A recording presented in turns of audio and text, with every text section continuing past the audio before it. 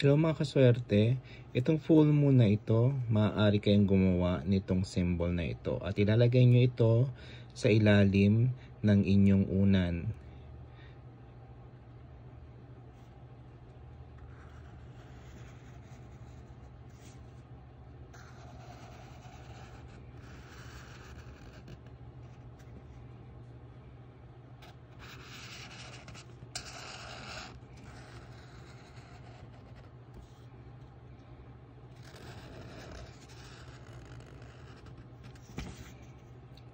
So ganito lang po ang gagawin ninyong symbol.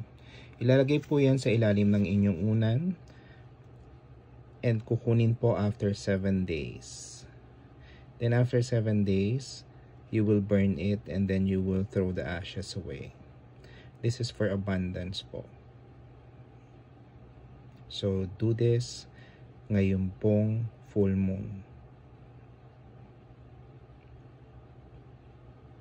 You can do it tonight or you can do it tomorrow night. So tonight is August 30 and you can do it also on August 31 at 8:08 p.m.